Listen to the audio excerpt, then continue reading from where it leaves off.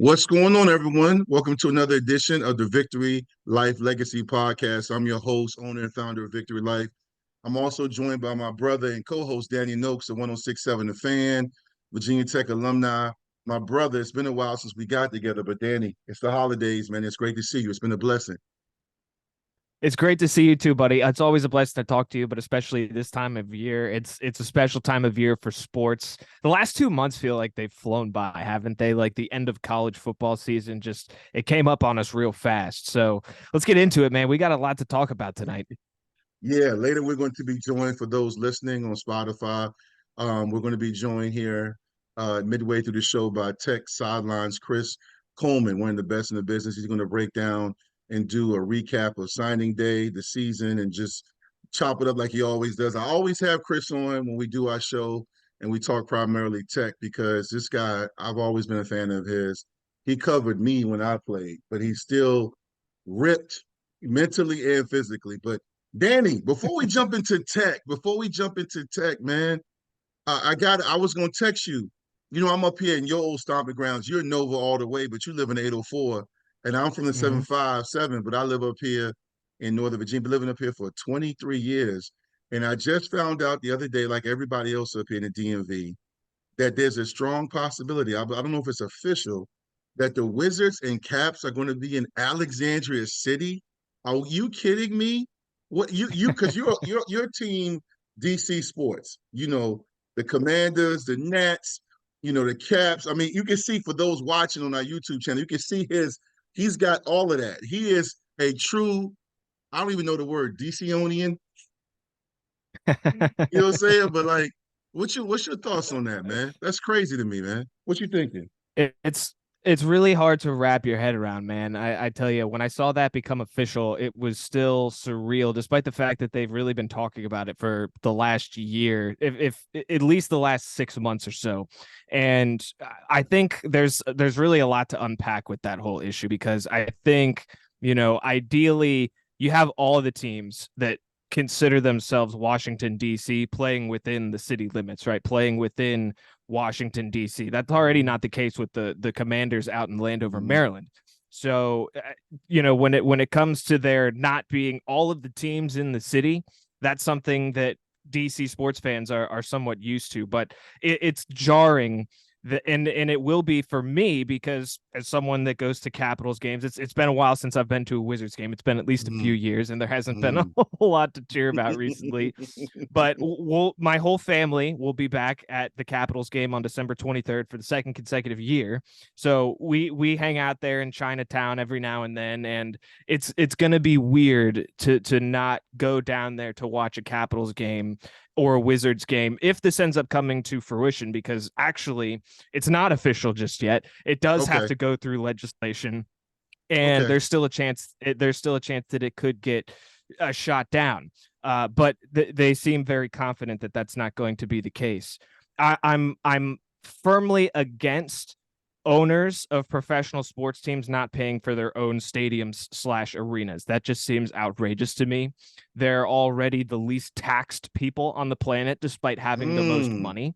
So it Uh-oh. should it should it should be pretty easy for them to front the money for a stadium, right? Or at least to come up with whatever the lump sum would be for a loan to get that puppy going. Obviously, I don't know all of the logistics that go into it, but using taxpayer money to build something like that is outrageous. And I would say that about that happening in any league, in any Yeah. city, in any part of the world. So Yeah. that part of it is a little bit troubling, but I think at the end of the day, a lot of people are referencing the rising crime in Washington D.C., and that's something that you just can't ignore. That's something that is absolutely happening, and Washington D.C. has had some of those issues before, right? That's why they changed their name from the Bullets to the Wizards, because Oh at one yeah. point True that was story. that was the murder, it was the murder Capital of the capital of world. the United States. So it already has that history to it, but it's hard for me to imagine, Dwight, just from a financial standpoint and a land standpoint, right? Talk about real estate. There's not a whole lot of it in Washington D.C. How would they be able to give the monumental, the Wizards and the Capitals $500,000, and also court the Commanders to come back to RFK and build them basically a brand new stadium, right? Because they're not just going to renovate RFK. They're going to knock it down and build on top of it. So if that's what ends up happening there for the Commanders, if DC can get them back to the city. So it kind of seems like it's been a long time coming, and I've obviously been talking for a while now, so I'll stop. No, this is good. I know there's so many layers to it, man. There's so much to unpack, and it's not official yet. So we have to keep an eye on, the bill going through the legislation here in the state of Virginia. I don't think it's going to be quite the layup that I believe it was referenced to be maybe a week or so ago, but there is a part of me that's excited. I know a lot of people are frustrated with it. I think it's one of those things, can you expect the owner to take $500,000 from Washington, D.C. over $2 billion from the state of Virginia? It always comes down to money, dude. It always comes down to money. Yeah, it does. It's interesting. I have mixed feelings about it. I first heard about it, I just kind of looked at my tweet when I saw it, and I was like, really? And then I thought about it more. The reason why I got mixed feelings is because I really feel like Virginia as a state is one of those states that deserves its own team.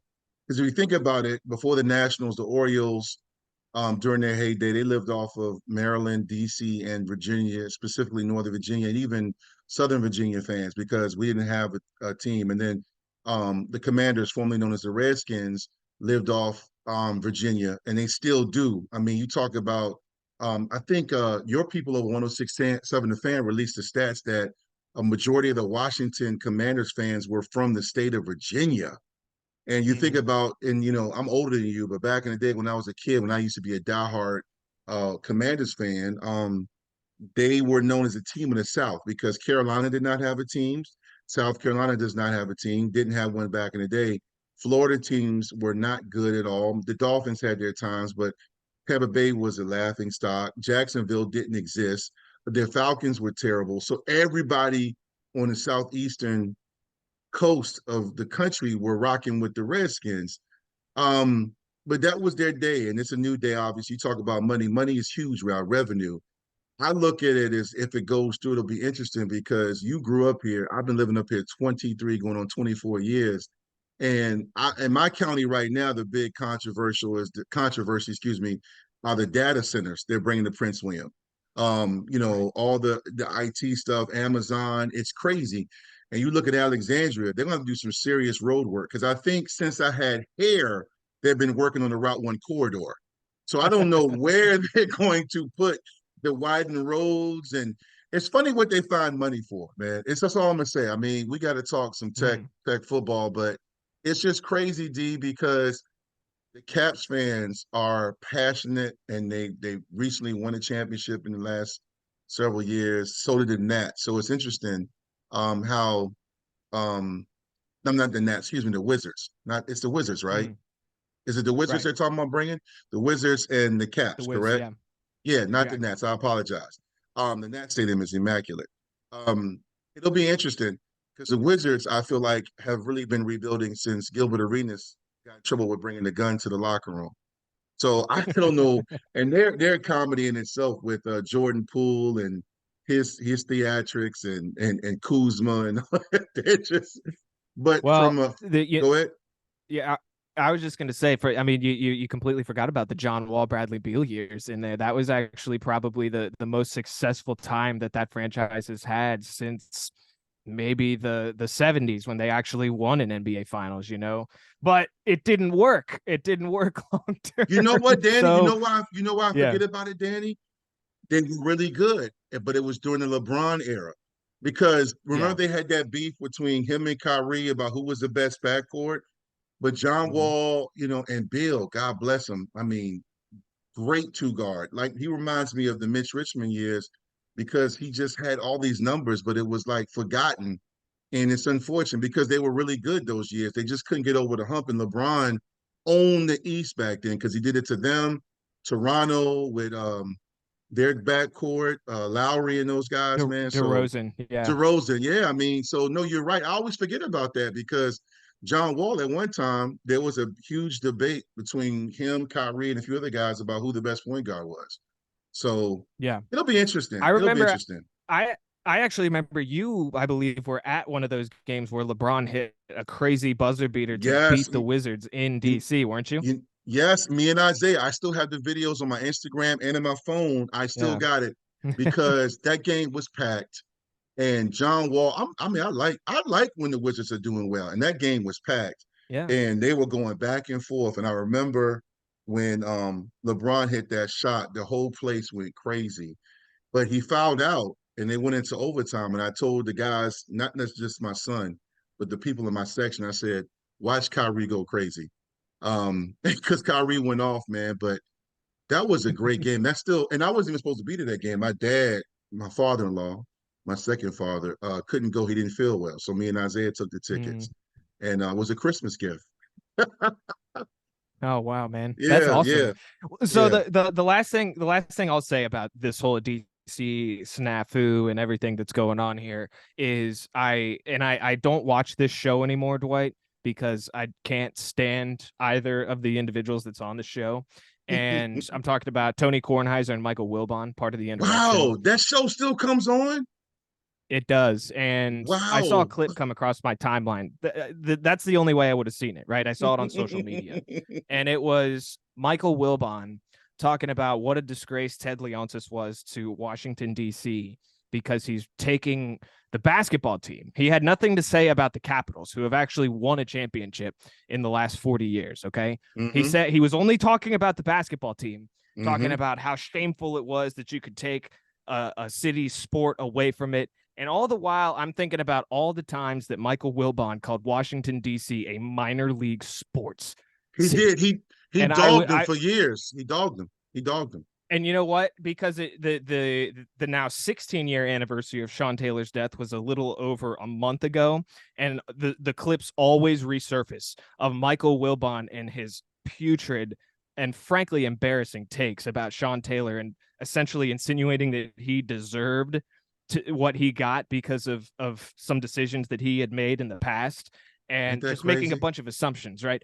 He's attacked Washington, D.C. sports his entire career. It's actually laughable to me that he finally decided to position himself defensively for the city now that the basketball team, not just the hockey team, but just the basketball team, is leaving. So I can't stand it. It absolutely bothers the hell out of me that he would take such a position after every Washington D.C. sports fan knows that he's a DC sports hater. So He to hear is. him with that hollow take, miss me with that, man. Miss me with that. Yeah. No, you're actually bringing up some great memories in regards to Sean Taylor, but it's Yeah. also some disappointing memories in regards to obviously the tragic situation with his death. But also, I remember listening to Sports Talk 980 back then. This is before XM radio and podcasts like what we had. I listened to them, the Junkies, and 1067 The Fan. I used to listen to Doc Walker, and they used to just talk. Excuse me, Chris. Wilbon used to rip DC because he's a Chicago guy. He would always talk about him Exactly. like what sports town. Like he would really get into it. I always felt DC got a bad rap with that because it's a what is it called, a transient area. But this Yeah, it is a is. very You're right yeah, about that. yeah. But I mean, I think people have become apathetic when it comes to the Commanders. The Cats have had a long run of success, and the Nats won a championship not too long ago, and I just think it's tough to sustain success. But speaking of success, Mm-hmm, before mm-hmm. Chris joins us here in a little bit, I want to talk about our main discussion tonight, and that's the Hokies. Yes. We are both diehard fans, alumni. We cover it. You and I did the pregame show. Me and Kyle, and you and Pearson Preload, who is now the Virginia Tech safeties coach, who played alongside me for 4 years. Well, not alongside me because he wasn't a lineman, but we were teammates. Virginia Tech finished the season 6-6. And they have a chance to go 7-6. They play Tulane in the Military Bowl. The bowl I said in October, Tech most likely was going to get because just the way the numbers, I thought their record. But listen, year two for Brent Pry has been a huge step forward in the mindset of success. Um, You ended the season with thrashing UVA after a very embarrassing loss to NC State at home, which, you win that game. You had a really tough loss against Louisville. Florida State, which really had a great run, smoked you at their place. But at one time, that was a one possession game. But ultimately, if you look at it, you finish in the top half of the ACC. And the thing about it is that you have a lot of talent, which has now been announced that they're returning. We'll get into that in a second. But ultimately, you finish in the top half of the ACC. There are no more divisions, and you're going to a bowl game with the way Tulane's looking. Everybody is jumping ship. I mean, quarterbacks, coaching staffs, but I Yep. mean, to me, man, in the future, and I don't think I would ever celebrate 6-6. That's not the standard, but as much as Sure. Tech has been through the last few years, this is a huge step forward in the build. I don't call it a rebuild, the building of Virginia Tech football. I Yeah. mean, what do you think, And D? when it comes to Tulane, let's start off by saying that they're a program in transition, right? And what we know about playing against teams in bowl games when they're in transition is that they rarely don't they rarely play very well. And we Mm-hmm. know that from experience, right? Because obviously Justin Fuente got fired a couple of years ago, and JC Price did a good job filling in to finish the season. They beat UVA, but then they go to the Pinstripe Bowl and get the brakes beaten off them by Maryland. So I'm expecting big things here against Tulane in the Military Bowl. But before we go into that, I just want to say when it comes to this season for the Virginia Tech football program, if you could just boil it down to like the most simple way to look at the season, it's that they're improving. And I think they're improving pretty much weekly. And to me, that's the mark of a good head coach and a head coach that's establishing a winning culture, right? So I look at it like this.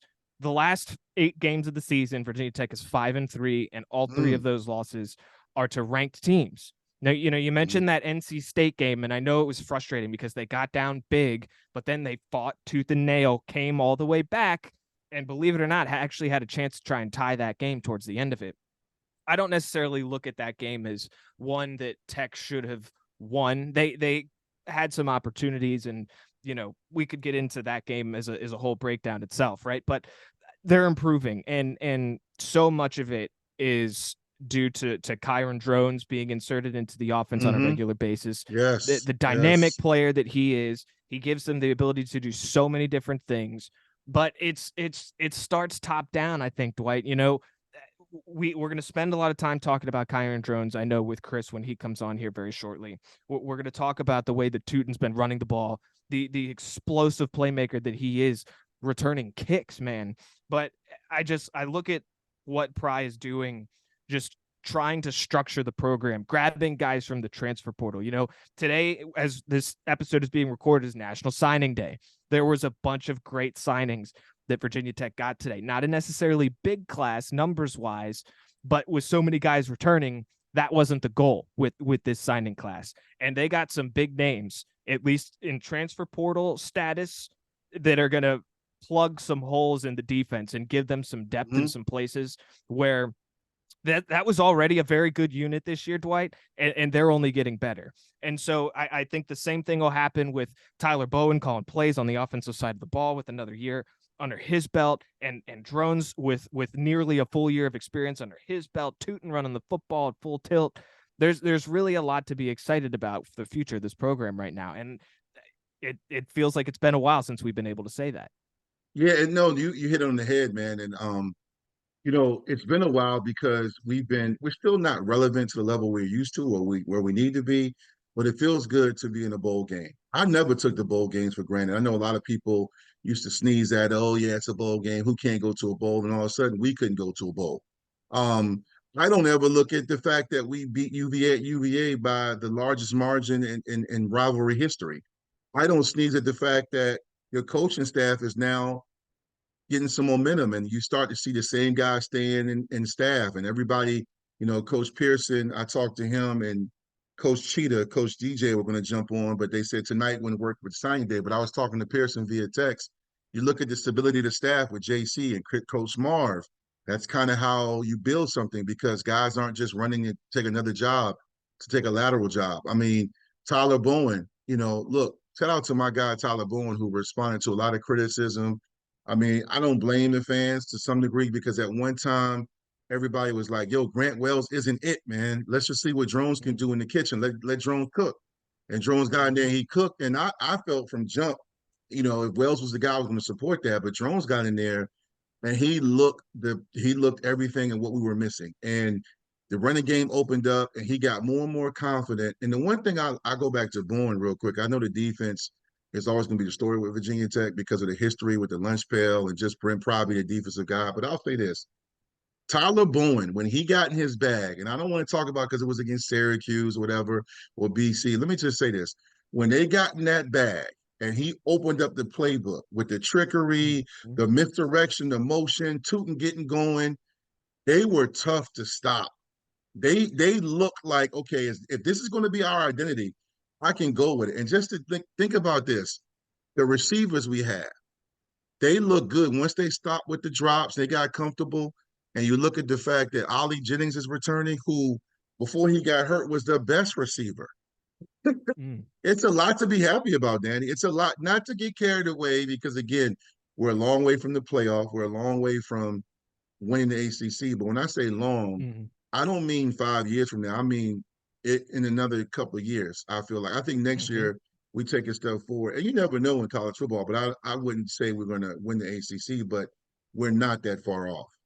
It's Which, funny. yeah, I like. You bring up the point about Ollie Jennings, and I was thinking about the same thing as I was writing notes for our show tonight, buddy. And I was just thinking about playing alongside Daquan Felton, right? When Drones has the opportunity to throw both of those guys the ball and hand it off to Tootin in the backfield, and Malachi Thomas has been a really good, now that he's finally been healthy, he's been a really good second punch for the offense right behind Tootin. He's done a great job. So it's exciting to think about, and Bowen is a guy that was under fire there for all of last season and really for the first 4 games of this season. And a lot of that was deserved, but you have to give credit where it's due because the offense completely turned around. And a lot of it does have to do with Kyron Drones, but you have to give credit to the coaching staff because they clearly recognized there was a strength in the offense and they flexed that muscle for the last 8 games of the season, and it got them 5 wins versus 3 losses. That's a good coaching job right there because the season could have gone in the tank after those first 4 games. It's so funny because it was looking bleak, and I've gone on record and I've said to everybody, Brent Pry was the guy. I've said that from day one, so it's not like anybody can say Dwight Vick wasn't on board. I was ahead of the curve because I felt like he was the perfect fit for Virginia Tech football because he was there when the foundation was established and he understood what it took to beat Miami for the first time. But with that being said, the one thing I love about Pride, to your point, Danny, is accountability. He gets in the press conferences and he never runs from the fact that he's like, we weren't ready to play. That's on me. Oh yeah, I waited too long to do this. Should have called a timeout. Like it's not just coach speak. And he has a feel for the moment, making the videos to get the fans to come out and the white out, the orange out, whatever it is. He understands connecting with the fans and also connecting with recruits. And the thing about it is, man, like there were a lot of positives to build on. The defensive line led the conference in sacks. I mean, they led the conference in sacks. You talk about Tootin. Tootin came from A&T, an HBCU in North Carolina, a small college, and was arguably one of the best specialists in the ACC. He returned 2 kicks this year. He can catch out the backfield, and when he gets going, he gets going. He reminds me of a combination of Sharon Stith and Brandon Orr because, Sharon always kept his feet moving and was real quick and shifty, but then Tootin has that track speed. Once he gets out, it's open. It's over. And we haven't really seen a back like that, dare I say, David Wilson. So they're finding the right guys in the portal. There's a lot to be, and the fact is this, there's a lot to be excited about. And here's one more fact, because we're getting ready to be joined by Chris here in a few minutes. I always look at like the players leaving and the players staying and the players that are on the fence. Everybody pretty much has said they're coming back to run it back, right? And take a step forward. And one thing I remember when Clemson took the mantle from Virginia Tech, when they took control of the ACC in 2011, I was there when it happened in person in Charlotte. We were going for a repeat conference championship. And Clemson came in there and they had lost like 3 out of 5. They limped into that game and they beat Virginia Tech 30-10. And Tech never really got back until they got with Fuente in 2016. But even when they went back, it was Clemson's conference. We scared Clemson. We took them to the brink, but they ultimately were the better team, and the better team won that Mm-hmm. game. The point Mm-hmm. I'm getting at is Clemson, Dabo's run was remarkable, and they're still very good and relevant. Is because he was able to get future pros to stay 1 and sometimes 2 extra years. He was able to get guys even before the portal, but even with the portal, to stay and commit. You look at Duke. Duke still is considered a stepping stone job. Miami, despite all the you this, the you that, they're still in disarray, especially when they gave up Mm-hmm. that lead to Georgia Tech. UVA Oh really my hasn't gosh. established anything since George Welsh left. You think about that. UVA has not established anything sustainable as far as consistency. I'm not taking shots at them because I got a lot of No, guys over there. It's just the truth. They don't it's a have fact. Yeah. they don't have a foundation right now. I mean, from my Mm-hmm. daughter went to that game and I talked to a lot of people that were UVA people. They said, yo, Vic, it was pretty much a Tech home game. It was Mm-hmm. 70-30 Virginia Tech fans. North Carolina has not signed anybody in the top 40 or 50, first time in years, from the state of Virginia. A lot has to do with Mac Brown, his age, and then the fact that Dre Bly's gone. So Virginia Yep. Tech is kind of in that situation where, other than Florida State and a few other teams, they're right there where they're starting to be that stable program because they're ahead of Georgia Tech, they're ahead of Boston College, they're ahead of basically the guys behind them, and they're also ahead of teams where had a chance to seize momentum but didn't. So I think Virginia Tech is just, building, like that's why I keep using the term building and heading in the right direction. But speaking of the right direction, Danny and I are now joined by a favorite of the show, somebody I absolutely love and adore. I love his insight. He was my therapist in football, Chris Coleman at Tech Sideline. He was my therapist during the latter part of Beamer's 3 years and during the Fuente years, mainly the Fuente years. I would call Chris. I would text him and say, Danny, I say, hey, you got time to talk? He's like, yeah, Dwight, hit me up. And I call him and I should have cashed out the money because I would talk to him for an hour because I wanted to vent before I got on the radio show or whatever. But Chris, man, what's the word? How you doing, man? Man, I'm doing well. I think we all needed some therapy sessions over the last decade or so at times, didn't we?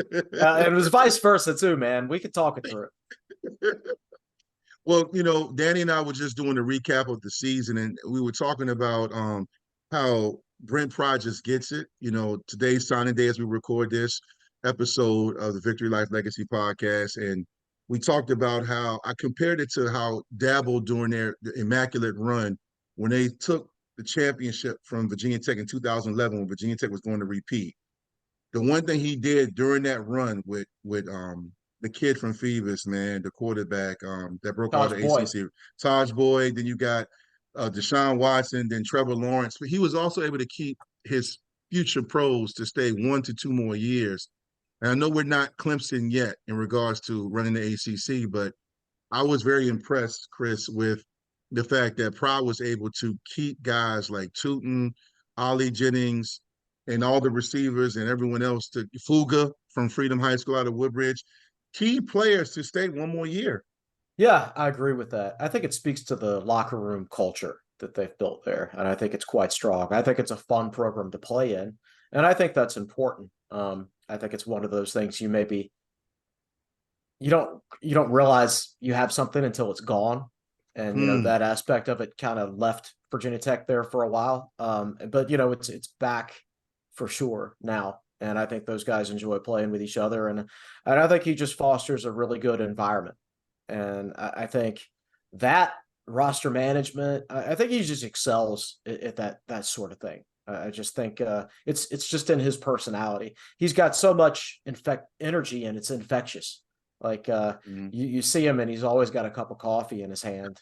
And I don't know if the guy ever sleeps. Yeah, That's a really good no, point. He does yeah. he does always seem to have a cup of coffee in his hand, Chris. And it's funny if we're in the business of comparing Tech right now to teams that have over the last few years built some cultures that other programs have been trying to replicate. You know, I feel like Penn State's gets thrown around a lot in comparison with Virginia Tech for obvious reasons. There's obviously crossover and recruiting ground, and obviously Brent Pry coming from Penn State. But, you know, I think I've made this point back when you and I used to do radio every week, buddy. But I think the better comp for Tech is more like a Wisconsin than it is like a Penn State, because of where they're situated with regards to the rest of the teams in the Big Ten. Penn State's going to have a real tough time forever trying to overtake an Ohio State and a Michigan, right? But Wisconsin is more able to get back to the Big Ten championship regularly, so long as they could score enough points to beat Iowa, right? Which wasn't the case this year. Yeah. Like to tie it all back to what Tech has done this year, we were talking about it before you came on. I look at the last 8 games, 5-3 over that span, and the 3 losses came to ranked teams. After the first 4 games of the season, it really could have gone into the tank, but it didn't. And I think that is the mark of one, a good head coach, but 2, a head coach who also has a culture that is in place and that people have bought into. Don't you think? Yeah, I definitely agree with that. And I think, you know, as time goes by, we'll look more and more back on that Pitt game as an extremely important game. Not only, you know, for the season, but, you know, maybe for the Brent Pry tenure. Because if you lose that game, you're 1-4 and you're staring 1-5 right in the face because you're at Florida State the next week.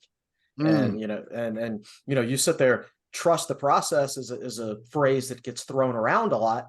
How long do you trust the process? If you start 1-5 after a 3-8 season, you know, there were already serious questions being asked, but, you know, I think, yeah, he kept them engaged mentally. And I think that's maybe a little bit tougher to do these days with all the noise. I mean, these guys live on social media. They see what people are saying about them all the time.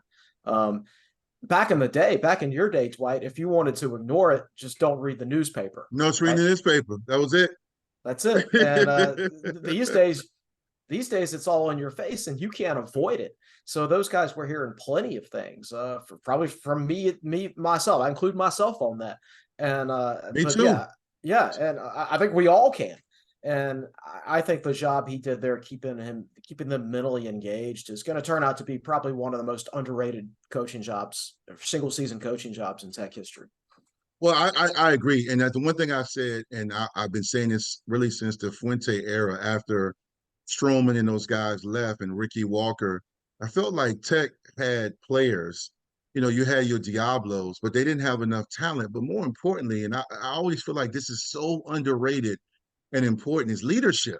I felt like this year you started to see some leaders emerge. Early in the season, there were no leaders. There was a lot of, you know, tweeting and talking and, you know, stick with us. But eventually, you know, Drones is more a lead by example guy, but you had some guys that kind of took over, you know, the safeties, the defensive players, just different guys, different week that showed improved. But more importantly, I think also too, the one thing I was telling Danny before you jumped on, Chris, was that Brent Pry was not afraid to admit mistakes and take accountability. And the most important thing I thought this year was the offense evolved. Like they played almost a sense of urgency with fake punts, fake field goals, misdirection, motion, halfback toss passes, onside kicks. I was in Twitter Spaces and on radio show I do on Thursday, Big Dog Sports Radio. I kept saying, man, Virginia Tech is in no position to play conservative. They need to strike fast and first. And I promise you, you're 100% right, Chris, because they hear and listen to what we say. With that being said, when you look at the coaches, and this is a question I want to hear from Chris, and Danny, I want your take on this after he speaks on this. Which coach or player, and this is kind of like that MVP question, was so integral to the team? Was it Tyler Bowen, the second half of the season with his play calling? Was it J.C. Price getting the defensive line to lead the conference in sacks? Was it the insertion of Drones at quarterback? Was it Tootin becoming the multi-purpose guy? Was it the defensive line? Who or what group do you think, or coach, really kind of led the way? Because I've never really heard anybody speak on it, because obviously it's a team sport. What are you thinking? I think that offensive scheme change after the first 4 games was critical because, you know, even when Drones first started those first 2 games, the offense didn't really change. from a schematic standpoint. But after that, starting with that Pitt game, you just saw so much more motion in the offense, so many more moving parts, things to slow down linebackers, key reads. And you would know this as well as anybody's Dwight. If a linebacker knows what's coming, he's difficult to block, no matter how good you are. But if that motion and things like that can just hold him in place for just a split second, it gives you an offensive guard a big advantage as far as getting to the second level. And I just thought there was so much more of that in the offense after the Marshall game. I've heard that in the run game specifically, they relied on Brent Davis a little bit more after that game. He's the former offensive coordinator at Army, where they obviously run a lot of misdirection and motion and smoke and mirrors, as we've called it. And that makes sense based on what my eyes told me. It was just a much more difficult offense to defend after that schematically. The offense before the Pitt game, I don't think was keeping defensive coordinators up at night. The offense after, but from that game on, oh man, like I think it's a nightmare to watch the film and prepare for Virginia Tech's offense now. So to me, that's the big thing. Gotcha. What about you, Danny? Yeah, I don't think we can start that conversation without exactly what Chris just said. That crucial turning point in the offense deciding to change up their schemes and the way that they put more motion into their plays. That's absolutely, because it wasn't just as simple as inserting Kyron Drones into the starting lineup. That was definitely part of it, but the coaching staff had to make changes, and that's why I look at that last 8 games or so as when Virginia Tech had really started to figure it out. But if I'm also just trying to give some kudos to another unit that was really good this year, it would be on the defensive side of the ball, Dwight, and it would be probably the defensive line and their ability to, it's not just the sacks, right? And leading the conference in sacks is a tremendous accomplishment. What a huge step forward for that unit coming off of last season. And we obviously, Brent Pry comes in with the defensive chops, former defensive coordinator, a very traditionally good defensive school. He had that going for him, but obviously this defense was not as nasty. They did not have the attitude that they had last year, and really for some portions of the first couple of games of this season. But even as the offense started to get going at the very early parts of the Pitt game and stuff like that, the defense stood tall and kept them in there. And even when they weren't getting sacks, they were being disruptive. They were getting into the backfield to slow down play development. That unit, I think, really set the rest of the defense up for a lot of success this year. And a guy like APR has sure been fun to watch, man. Whew. Oh man, what year is he? I always ask you that. What year is he? He's got one more year. Oh man, listen. Yeah. And help me out because I'm getting old. And who was my guy? I know UVA is not the standard, but at the same time, who was the guy that just went crazy against UVA when he had back-to-back sacks? Was that him as well? I can't remember. I haven't watched the tape in a while. I know he had back-to-back roughing the passers. Well, yeah, that too. No, yeah, that he did. No, I think it was the other guy. But with that being said, I want to turn our attention, Chris, to signing day. As we record, this is National Signing Day in recruiting. I used to write for 247 Sports and Rivals, so I used to really be involved in it. Like it's weird because there's 2 signing days now, and it's one of those things where with all the transfer or blessed to receive an offer, then the decommits, and I can't keep up. I kind of wait till they show up on campus. But were you able to kind of catch up and watch some of the highlights and some of the players that we brought in? Because despite us, being bowl eligible with a chance to go 7-6 and have a winning season, there's still some pieces we need, some talent, some depth, and recruiting is the lifeline to any successful program. So, just share your thoughts on some of the players we got, some guys you're high on that you really think it'd be a huge impact with Virginia Tech, or even some sleepers that we might not know about. Sure. It's a smaller class, which you expected because they signed 26 guys last year, plus 7 or 8 transfers, most of which are coming back next year. So there were limited spots in this class. So it only turned out to be a 16-man recruiting class with 15 high school recruits, 1 JUCO, and then, the transfer portal guys, counting separately. So Tech announced 19 today, but only like 16 of them are like real actual recruits. It's not going to rank high because the class rankings these days, they depend so much on numbers, right? Like if you sign 25 guys, you're going to rank higher than if you sign 16 guys. That's just the way the rankings are. Average star ranking, if you're into that sort of thing, is 4th in the ACC, though, behind your traditional top 3. Florida State, Clemson, Miami, but Virginia Tech historically has lived right here, right there behind those 4 schools. This is where Virginia Tech historically, like, we're in our happy place right now. I'm very comfortable with this, with the type of, because Virginia Tech has won a lot of games and beaten those programs a whole lot with recruiting classes just like this one and last year's. A guy I love, Dwight, is Emmett Laws, defensive tackle from DeMatha, and that's a school I love to recruit. Yes, I'm up here. Yep. Yes. I love Highland Springs in Virginia, and I love DeMatha up there. And it's the second year in a row, actually, my player of the class has come from DeMatha. Dante Lovett was last year. Emmett Laws, he's undersized, a 3 technique guy, but like scouting services in college, they underrate those guys. You see him occasionally getting drafted in the first round by NFL teams, but for some reason out of high school, they aren't viewed as high. And he's one of those. But he's a guy, he's so dedicated to football. Well, first of all, he's a great fit for the scheme. Great twitch, great aggressiveness, quick through the line. The typical Tech defensive tackle, your J.C. Price, your David Hughes, and guys like that. Well, Emmett Laws is very, very much like that. This is what really stands out about him, though. He has a 5-hour commute to DeMatha every day on the train.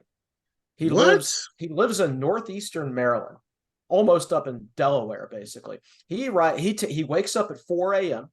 He takes the 5:20 train to DeMatha, goes to school all day, football practice at 4 o'clock, takes like the 6:30 train back to where he's from, gets home at 9 o'clock at night, goes to bed at 10 or 11, rinse and repeat the next day. That's how dedicated he is to his craft. So he's a perfect fit for the system. I've heard he's got a major chip on his shoulder because of he's perceived as too small, and he's that diligent to put in that much time every day to give himself the very, very best opportunity to succeed. I would be shocked if he didn't work out. There's no guarantees in recruiting. There's pretty much never.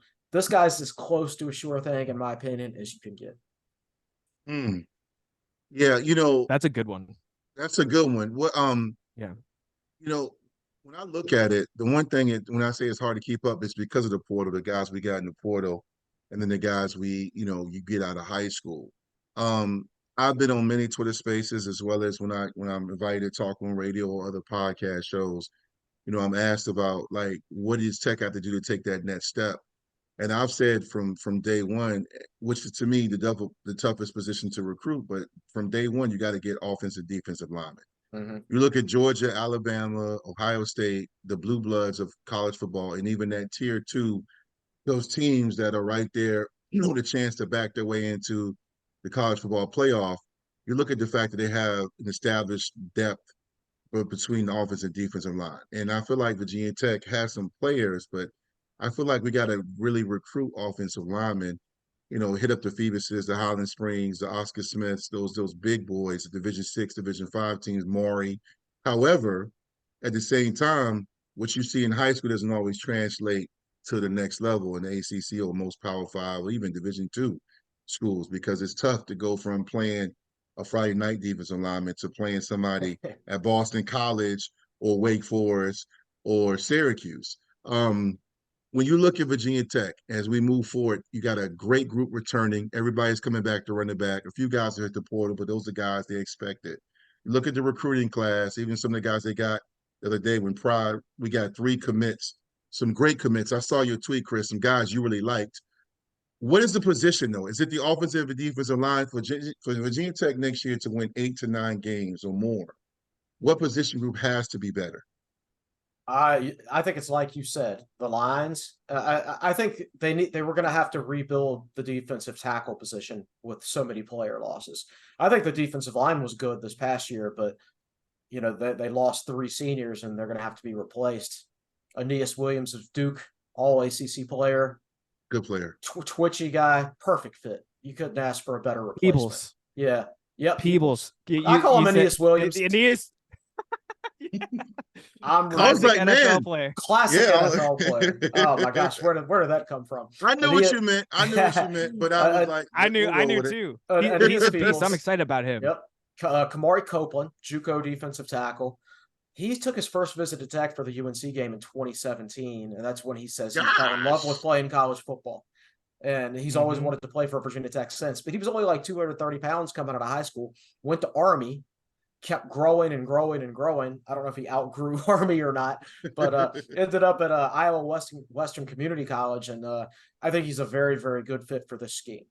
Just like the previous two defensive tackles we talked about, just an outstanding scheme fit, which I think is so important to defensive tackle at Virginia Tech. Montavious Cunningham on the offensive line, got him from Georgia State. He could play right tackle or guard. He's 6'3", but he's got kind of long arms. I view him more, I think he'll probably be right guard for Tech, but he can play right tackle. He gives you some artificial depth at tackle. That's how I would describe it. So we'll see where he fits in. But I do think I think he'll start at right guard for Tech next year. That's my gut feel. So I think he's important. I think those two defensive tackles are important. As an individual, one person, though, I'm not sure there's a more important portal guy coming in than Sam Brumfield, the Mike linebacker. I was wondering when you're going to get to him. Go ahead. Yeah, I think he's going to be a massive upgrade. Tech did not have a natural inside linebacker on this past year's team, and you could see it. I mean, it was obvious. You Marshall, saw it. Rutgers, Louisville. I mean, my God, Florida State. Yep. Yeah. So that's he's gonna be a big upgrade, and he's gone toe to toe. Like when he was at Middle Tennessee this past year, he played pretty well against Alabama. He had a great game against Missouri. So this is a guy who has lined up against SEC teams and competed well. So he's going to walk right into a starting job, in my opinion. And from an individual standpoint, I don't think there's any individual that's going to make Virginia Tech a better football team next year more so than him. Wow. Yeah. I mean, traditionally, that's an important part of Virginia Tech's defense, you know. So it's only natural. They not only need someone that can get sideline to sideline and be in on almost every single tackle, but they need a leader, they need a captain, they need somebody that anchors that defense right in the middle of it. And he really seems like the guy. Everybody on Twitter was most fired up, I think, about Brumfield coming over. But that trio committing a couple days ago, that was a pretty exciting flurry. Oh, yeah, I know. I was sitting there trying to write the preview for the bowl game. And, every 3 seconds, my phone is bzzz, like, oh, my gosh, who's committing now? Not that I'm complaining. It's a good problem. Nah, it's a good problem. Right. Yeah. Well, speaking of the bowl game, Chris, man, I follow you. I follow Andy and everyone else, I trust for sources. And this is not even any disguise or anything. Everybody's seeing these tweets. Tulane, every time I look, the sun shines and the clouds part, the workday starts, traffic commute starts, and then there's a Tulane player opting out of the bowl game. Or we got a group of coaches from Tulane going somewhere else. I'm like, are they going to have enough players? And look, respect to Tulane, we all experienced this a few years ago when Fuente got fired, and we lost 17 players to the draft, injury, the portal, or just stop playing and attending college. So it was rough. And Maryland, a team we've owned in the bowl game, not in bowl game, just overall, a program we dominated, killed us. They took us behind the woodshed. They took us under the woodshed. They took us to everywhere. They destroyed us. And it was a humbling game. It was tough to watch. So what's going on with Tulane, man? What is the deal? Is there is it just natural departing, or it's hard to get a read on. Their starting defensive ends announced they were entering the portal and even committed to other schools. So I'm sitting there assuming they weren't going to play. Well, apparently they're going to play in the bowl game and then transfer. So some of their portal guys that you see on the list, they're actually going to play in the game, and it's kind of hard to figure out. But here's the thing: Aeneas Peoples is going to play in Duke's bowl game, which I don't want to hear, man. I don't want to hear that at all. But anyway, but their quarterback did opt out. He's not going to play. Their All-American corner's not going to play. Their top wide receiver's not going to play. their defensive coordinator's gone, so one of their safeties coaches is going to be defensive coordinator. The big thing is that quarterback who was projected as high as a second or third round pick, very, very good player. Their backups aren't nearly as talented. In fact, their backup is in the portal, but apparently he's going to play too. So it's honestly, it's scouting hell. If you're Virginia Tech, you're scouting them, but what exactly are you scouting? What are they going to look like with a different quarterback? What are they going to look like with a different defensive coordinator and things like that? What they do have that scares me is a guy who rushed for almost 1,300 yards. And he's a workhorse too. I think 7 or 8 times this year he had over 20 carries, and 3 or 4 times he had over 25 carries. I mean, they will pound this dude, and that's kind of Virginia Tech's kryptonite. So I think Virginia Tech, they've got to stack up against the run, and if Tulane can beat them with a backup quarterback and without their top receiver, then you tip your cap and you adjust. But you come out like gangbusters trying to stop that run. And what would really help is, if the offense gets off to a good start, you can get up 10-0, 14-0, something like that. And you put Tulane in a situation where they can't lean on that strong running game anymore. And I think that could be like the Boston College game. Boston College wasn't very good at throwing it, but they were a good running team. Well, Virginia Tech took that early lead, and just like that running game went out the window. It didn't matter anymore. Absolutely. So, I view this as a game where, like, it's just so hard to say. Like Tulane's going to have more pieces than Virginia Tech had in that bowl game. Mentally, how much are they going to be into it? I mean, they were almost in a big bowl game if they'd won their conference championship game. And instead, they drop all the way down to the military bowl. Those coaches, maybe some of them will be there next year. Maybe they won't. So how much have they really put into preparing for the game? I don't know. I think Virginia Tech's going to win the game. I would be disappointed if they didn't, especially with that quarterback opting out and the fact that it's basically kind of a home game. For Tech. But third time going. Yeah, exactly. And I think if Virginia Tech loses it, it's not really going to matter. But I think it is a boost if they win it. It's 7-6. You can sit there and say we've improved from 3 wins to 7 wins. I think the fans and the donors are happy heading into the offseason. Happy fans are more likely to cut bigger NIL checks and things like that, to the Hokie way and those NIL groups. So from that standpoint, from a momentum standpoint, I think winning it could be pretty big. Yeah. I think about 2 bowl games that I was a part of. One was my redshirt year. I traveled, which is usually rare for a lineman. I traveled in 94, 4 games because when the guys ahead of me got hurt, Jared Hamlin, and I ended up backing up Chris Malone. I was going between right and left. This is when Gary Tranquil was the offensive coordinator. He was an NFL guy. And in 94, we finished second in the Big East. This is after the great historic 93 season. And we played Peyton Manning. And he was actually, there were rumors around college football that he wasn't happy. He was at Tennessee, and they were rotating quarterbacks. And that game was Peyton Manning's coming out party. We played in the Outback Gator Bowl. I still got the T-shirts in my drawer from that game. And I remember playing them, and they beat us 45-23, I believe. But I remember about that game was Gary Tranquil decided to leave before the game, the week or 2 before we played, and we were in disarray. They basically, Beamer decided that they were going to have an offensive coach call each quarter, call plays. So one quarter was Billy Height, another quarter it was Stein Spring, JB Grimes. It was crazy. I don't know if JB coached. I think Beamer actually called him for one of the quarters himself too. Yeah, he might have. I was in the stands because I was a red shirt, but I practiced with the team. But it was crazy because it was like, we are a hot mess, right? This is a team that featured Maurice Shiseizo, Antonio Freeman, and Brian Steele. Second game I reflect on was the Gator Bowl, and Chris, you struck this memory. We were second in the Big East, but we finished 4. We lost 4 out of our last 5. We got beat pretty badly against UVA at UVA. Aaron Brooks got hot. He had a legendary game. We also lost a few other games that year. Well, we go down to play Carolina. Carolina was 11-1. and their only loss was to Florida State.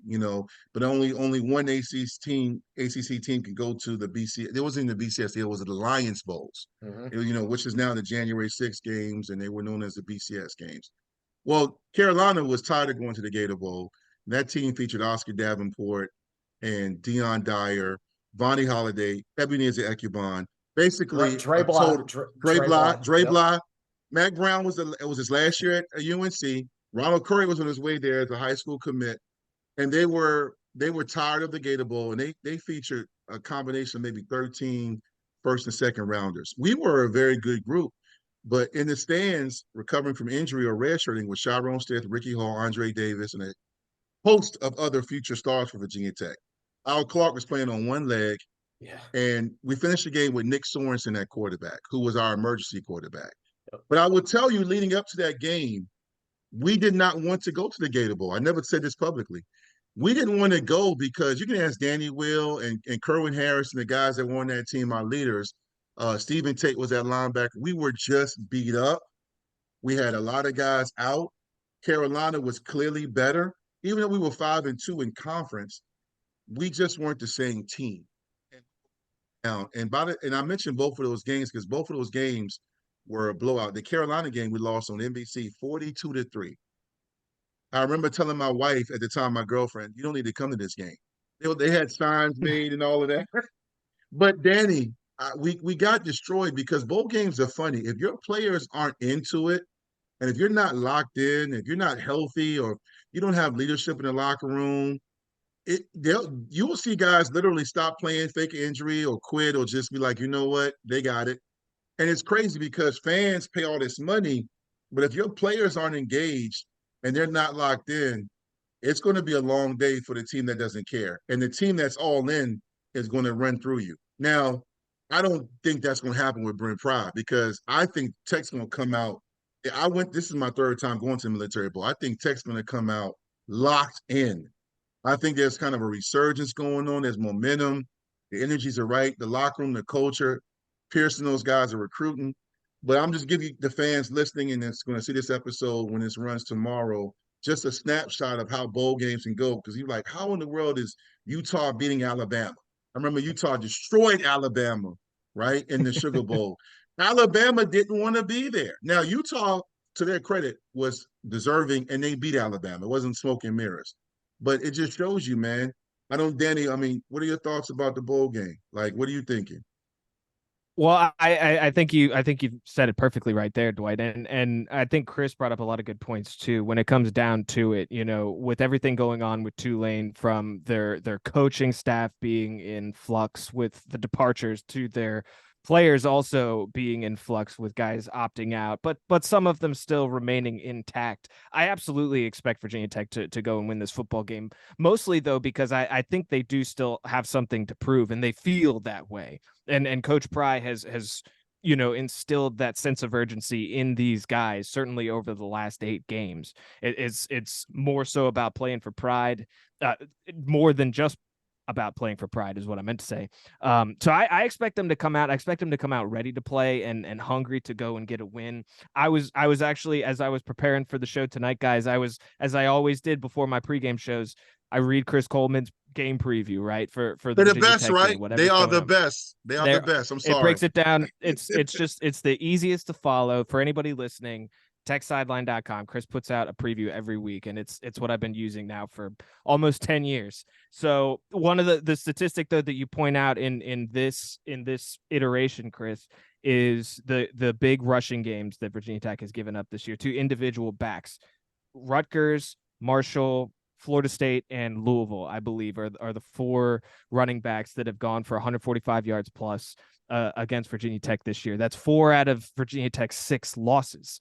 So if there's a key to winning this game for Virginia Tech, I think it's going to be on the defensive line, winning that battle at the line of scrimmage and being able to stop those guys. And the linebackers are going to have to play well too. So that's if the fans out there are looking for one thing to kind of zero in on and use as a barometer for how Virginia Tech, how good a chance they might have to win this game, I think that's where it starts. Defensive line, stop them from running the football. Yeah, it'll be good. It's like I said, I mentioned it's so funny too. I mentioned, I'm a fan. I know we do the media stuff, and all three of us. Danny, you do 106.7 The Fan. Chris, you're everywhere. You got Tech Sideline, to me, has arguably the best pod with Hokie Nation. You and my guy Will. Shout out to my guy Will Stewart. But I'm still a fan, and I can tell you guys, full disclosure, I sat a few years ago in that rainstorm, and we had Cincinnati beat. Now we're playing Cincinnati for the second time in the Military Bowl. So living in the DMV like I do up here, I love the Military Bowl. It's easy to get to. Tons of faces you've seen at Tech and college. A lot of Tech fans. Orange, maroon is strong at the Military Bowl. It's always a home game. I was there when Greg Stroman went crazy, and we beat Cincinnati when J.C. Coleman had the record. But that rain game, when I was sitting there, my underwear, my socks, my whole family, I was like, listen, I will never. There were two places I vowed never to go again. I said I will never go back if Fuente was the coach, the Military Bowl or whatever bowl, and FedEx, because FedEx broke my heart. FedEx broke my heart. The Cincinnati game, the Boise State game, that's why when we beat West Virginia, I was sitting in this house where I'm at right now. So bummer. That was a fun night. Well, I enjoyed it from afar because Tech is the only team I emotionally invest in like that. But Chris, man, as always, we love having you join us. But I do have one more question before we do our legacy shout outs, man. When you look at Virginia Tech, man, it's tough every season's different. And I've been a Brent Pry guy from day one, man. And I was telling Danny, one thing I like is the fact that in today's game, players leave and come and go, but so does coaches. Chris Marv, JC, Pearson, Jared Ferguson, who's in the strength and conditioning, a lot of former players on the staff. Tyler Bowen, he seems to kind of put together, and again, we have a long way to go, but the staff seems to be cohesive. There seems to be like with Coach DJ, a brotherhood amongst the staff. Do you feel like over the next, and this is a tough question, but do you feel like over the next handful of years, I'll just say 3 or 4 years, Tech will be in a position to win the ACC and get into that extended playoff when they go to 12 games? Now, before you answer that, I was part of a Twitter space with people saying, because Florida State got outed, they didn't get a chance to they got excluded, a chance to play. The ACC is going to fold, and Virginia Tech, Florida State didn't make it. Virginia Tech won't have a chance. It doesn't matter if they expand because it'll be all the SEC because it's ESPN and SEC. So I want to preface that before you answer that question. When you look at the future of Virginia Tech football and ACC, what are your thoughts on that? I don't know about the ACC in general. I mean, I know Florida State wants to leave. That's obvious, but good luck getting out of that grant of rights. I mean, yeah. If I think if they could get out of that, they'd be gone already. Mm-hmm. Right. So it seems pretty foolproof as far as I can tell. But as far as a playoff goes, like I think Tech is going to go all in next year to try to win as many games as possible. And that's why they're loading up in the portal again at some of these key spots. If you think about it, this year's team has won 6 games. I think if you play this season over again, knowing everything we know now, if they had practiced this offensive scheme with Drones as the starting quarterback since the beginning of the spring, they would have won 2 more games. They would have beaten Marshall and they would have beaten Purdue. And we're talking about an 8-4 team now with everybody coming back. So what would you be predicting next year in that scenario? 9 or 10 wins probably, right? I think Tech can win 9 or 10 games next year and challenge for a spot in the ACC title game as soon as next year. I agree. Yeah, and I think if they improve the offensive line and if these portal guys on defense up the middle work out, I think that's a legitimate goal. I mean, the schedule is not terribly difficult. You're at Miami. All due respect to Miami, I don't know what Miami's going to have next year. I mean, they might be 10-2. They might be 4-8. I mean, who the heck knows with those guys? You don't know what you're getting on a year-to-year basis. I'm not saying that one doesn't concern me, but I'm not worried about it right now. We'll find out more about Miami later. You got Clemson at home. Yeah. It's a big one. Dabo just refuses to improve through the portal. Right. So like the Clemson you saw this past year is probably the Clemson you're going to get next year. And it's still a good team. It's a very good team. They're a Very physical good. team. Yeah, good running backs. But if Virginia Tech improves in the places where I think they can improve, that is a home game they can win. And of course, that's going to set up depending on what date the game is. And Chris, real quick, to your point, Virginia Tech established home field advantage again this past season too. Yes, yeah, they sure did, sure did, and that was good to see as a fan, man. It was, there were those years where Tech would have losing records at home. And even at the latter stages of the Beamer era, they were winning more on the road than they were at home. It's crazy. Yeah, and it's like you love going to home games because of the atmosphere and the tailgates, but you're like at the same time you're like, probably going to lose today because we're at home. We're going to lose. Isn't that an odd thing to think about? But yeah, so I think Virginia Tech has a legit shot to be a very good team next year, and whether that's 10-2, 9-3, whatever happens in any potential ACC title game. But yes, I think Virginia Tech is a sleeper team to sneak into the back end. I'm not of those expanded playoffs. I'm not saying it's going to happen. I'm not going to predict it to happen, but I do expect them to be a very good team next year and, let the chips fall where they may as far as the playoffs go. But I think Pry understands roster building. I think he understands recruiting. I think he understands building of team chemistry, developing leaders and things like that. I think the core of the program is strong. I always believed in his vision. Mm-hmm. It's just for last year and this year, I didn't believe in the offensive execution. But other than that, I mean, I've been happy with everything. And now I think they've got the offensive coaching. So, I couldn't be more happy right now. Yeah, man. Before we let you jump off, just to add to your point, Chris, I think Kyron Drones is that dude. Like I didn't know at first. I knew he was mobile and I knew he had the potential, and I know he's still growing as a quarterback. But I've always said this. I said this when I broadcasted the spring game in 2013. Danny was the producer. You were the producer, and I was broadcasting the game. I was doing the commentating, and I said Virginia Tech historically, minus Jim Druckenmiller and Will Ferrell, and even Grant Knoll, they do exceptionally well when they have dual threat quarterbacks. Virginia Tech was kind of ahead of the game with that too. If you go back and do your due diligence, they were one of those schools. Beamer loved dual threat quarterbacks. I mean, DeShazo, Al Clark. I mean, so many. My cousins, obviously, Mike and Marcus, Tyrod, Brian Randall, Gerard Evans. Drones is Logan so ran cool. it. Logan Logan ran the ball. Records. Hokie trivia right there. Logan was, and again, shout out to Logan Thomas to sacrifice and be a quarterback and now excelling at tight end.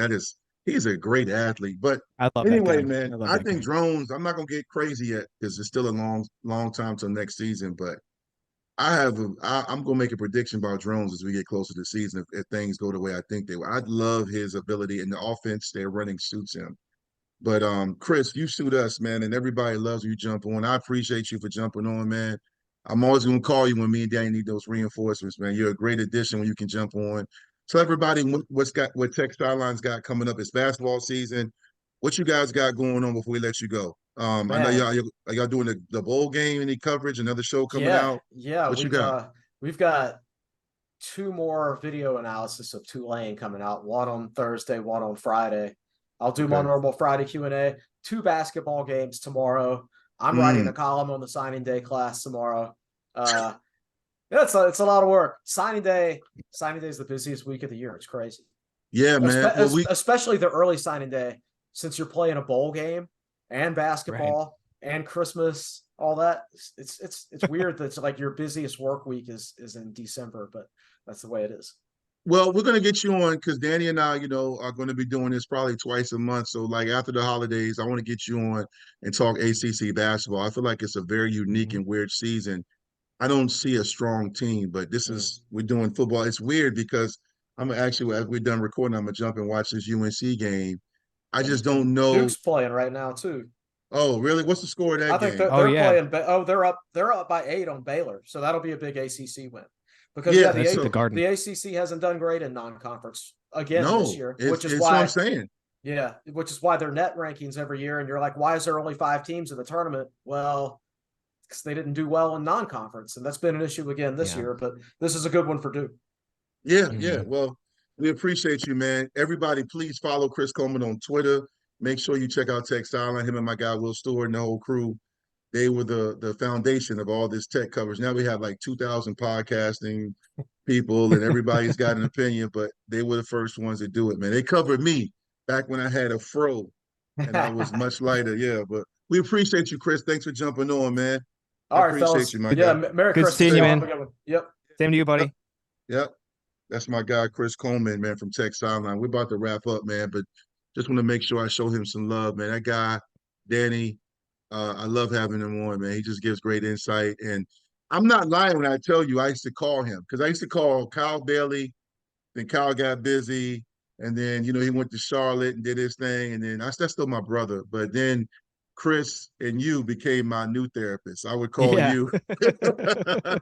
Hey, Chris, man. But we're wrapping up. We're wrapping up. We're gonna do our legacy shout outs, man, that we always do, highlighting people in the community. It doesn't have to be a Hokie, it can be anybody. Just want to shout out somebody that we feel is making a difference. I'll go first, Danny. I got two I really want to do a quick shout out with.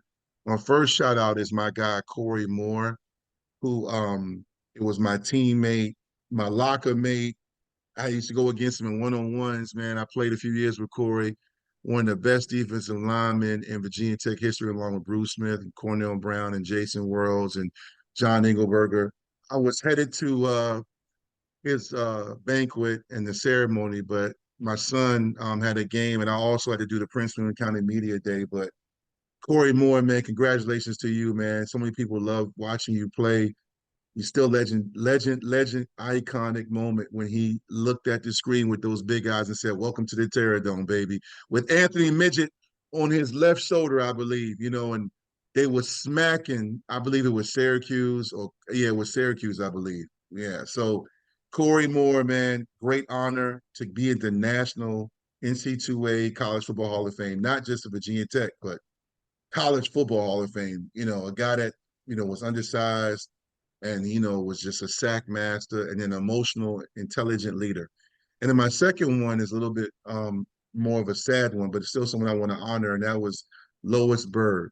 Lois Berg was our academic advisor in the athletic department in the 90s. She was a great woman. She cared about us players. She was funny. She was from up north, and she had a wittiness about her, and she helped a lot of us back when me and Lauren Johnson and Tyrone Stith and all of us were young pups in Virginia Tech back in the day, man. And, those kind of people are just as important as the janitorial staff, the cleaning crew, the coaching staff. I'll never forget Lois Berg, man. She helped and shaped so many people. Her, Dr. Vi, and Dorita Ratcliffe were just essential in the foundation of Virginia Tech athletes, not just football players, but athletes. And she cared about us immensely. And I will never forget her. And every time I saw her, she gave me a hug. And she always told me how proud she was of me. And I know I speak for so many guys that knew her. We appreciate her. And we hope God continues to watch over you and your family. So I appreciate you, Lois. Danny, who you got, my That's guy? Hey, that's beautifully said, buddy. And I echo those sentiments, and actually my legacy spotlight is in a very similar vein to that, because my grandmother, Shirley Nokes, my dad's mother, sadly passed away Oh, the man. Saturday after Thanksgiving. And she was an incredible woman who Mm. lived 93 years on this planet, and we have a lot of great memories with her. And she was a Wisconsin Badger. Think Oh, about going to a school like Wisconsin, I don't know, 70 years ago, 70 plus years ago, right? And being a woman in doing that. She was, quite frankly, a pioneer to some degree and a trailblazer, mm. because once she was done at Wisconsin, she ended up a couple of years later moving to Washington, D.C., where she met my grandfather, because they were both working for the CIA. So Wow. she lived an incredible life. Some a positive note is that all of her children, my dad included, were there with her for her final moments. So they got to share that together. But she was amazing. 93 years is a long time, man. If I make it to Yeah. 93, something went really right, man. You know what I'm saying?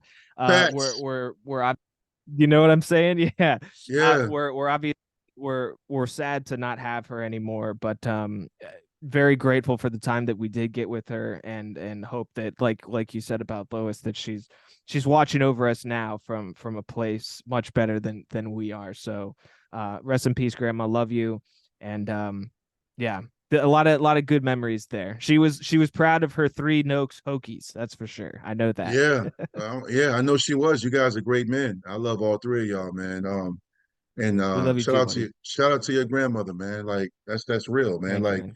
and around this time of year, I know everybody's just gonna watch this when we run this tomorrow. If you're listening on Spotify, obviously we want you to keep subscribing, sharing this, and subscribe to our YouTube channel. But more importantly, make sure you appreciate life, man. The holidays is a hustle and bustle. Yeah. Everybody's trying to get those perfect gifts.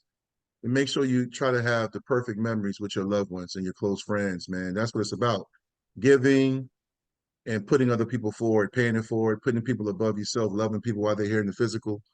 If you got your mother and your father around you, you know, it's not just about sports. We talk a lot about sports, it's about life, man. So, Yeah. like I say every episode, man, make sure you please subscribe to us. We appreciate all the love and support, our Twitter community, Facebook, Instagram. And every episode I say this, man, no matter where you go, no matter what you do, make sure you have a positive impact. You live a great legacy. On behalf of Danny Nokes, Vicktory Life Legacy Podcast, we are out. We appreciate you. Happy holidays.